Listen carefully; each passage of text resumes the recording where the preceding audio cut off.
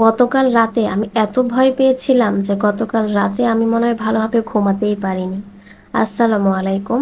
চারপাশে যেইভাবে গণহারে লুটপাট ডাকাতি হচ্ছে, এই সময় কে কে আমার মতো ঘুমাতে পারেননি বলেন তো? মানে প্রত্যেক দিন তো যেমন তেমন, কালকে রাতে আমি প্রচণ্ড ভয় পেয়েছিলাম। চারপাশে কিসের যেন শো শো, মানে কি একটা হট্টগোলের মতো শব্দ হচ্ছিল। আর রাতটা যেন ভালোভাবে আমার ঘুমই হলো না। তো সকালটা শুরু করলাম। সকালের ডেইলি ব্লগে আপনাদের সাথে সকাল থেকে একদম দুপুর পর্যন্ত যা যা করলাম সেই ভিডিওটাই আপনাদের সাথে শেয়ার করতেছি। তো সকালে আম্মুকে জিজ্ঞেস করলাম যে আজকে সকালে নাস্তায় কি হবে। আম্মু বলল যে খোলার পিঠা। এই খোলার পিঠাটা আপনারা আমার প্রত্যেকটা ভিডিওতেই, বেশ কয়েকটা ভিডিওতেই কম বেশি দেখে থাকবেন, কারণ এই পিঠাটা আমাদের বাসার সবার খুব পছন্দ।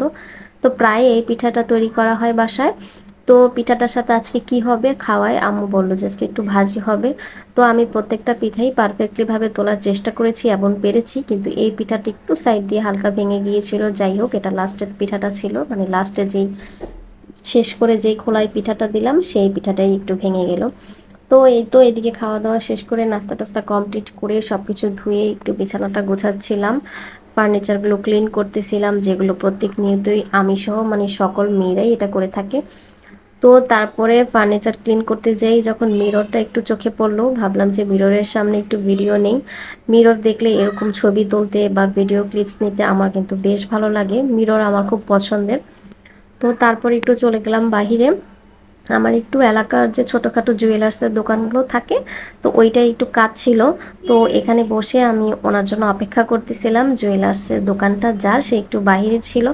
তো এই ফাঁকে দেখলাম যে বাইরে খুব মোটামুটি ভালোই বৃষ্টি হয়েছে, মানে 5-10 মিনিট যে বৃষ্টি হয়েছে, এই বৃষ্টিটাই কিন্তু প্রচুর ছিল।